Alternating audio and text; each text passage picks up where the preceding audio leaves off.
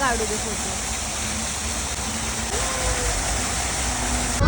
या रेस्टॉरंटमध्ये मस्त जेवण करून आम्ही निघलो वापस आमच्या जर्नीला.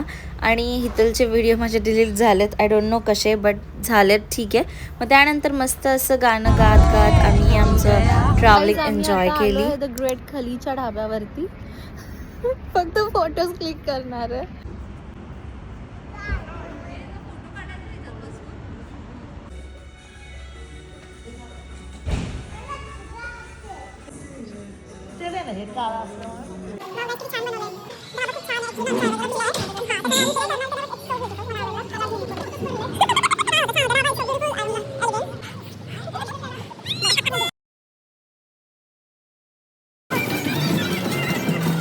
मला ना असं वाटतं की ना इकडे हे आहे, क्रिसमस आणि दिवाळी आहे. काही क्रिसमस सगळीकडे ना लाईट्स आहेत आणि हे बघा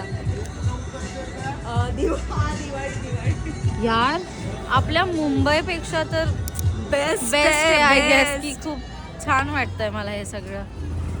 चला. काय ओ इथे स्वराज रडतोय. काय झालं? हा स्वराज रडतोय काय कारण की त्याला ना त्या याच्यात बसायचंय, जी तुम्हाला आता गाडी दाखवली ना त्याच्या.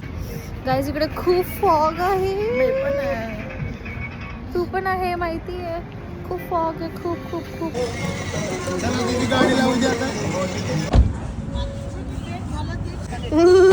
खूप फॉग होते म्हणून आम्ही ट्रेननी पण लेट झालो यायला. आणि आता कार स्लो चालवावी लागते बिकॉज ऑफ फॉग. गाईज आता एक्झॅक्ट 12 वाजल्यात आणि आम्ही पोहोचलो हिमाचल प्रदेशला.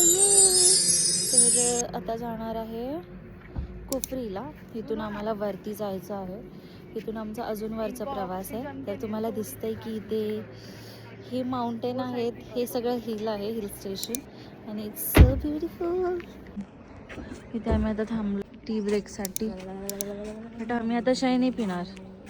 आम्ही नाही चाय पिणार बिकॉज आता 12 वाजून गेलेत. इकडे वाईब आणि हॉटेल जाम भारी भारी आहेत.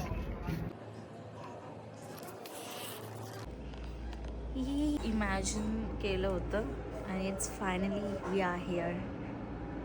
I am so happy for it. मला याच्या आतमध्ये पण थर्मल घातलंय, थंडी लागतीये.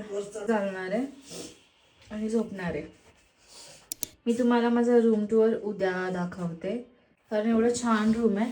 तर रूम टूर तर बनताय, तर मी तुम्हाला उद्या माझं रूम टूर दाखवते. थंडीने ना माझं पूर्ण नाक असं लाल लाल झालंय बघ.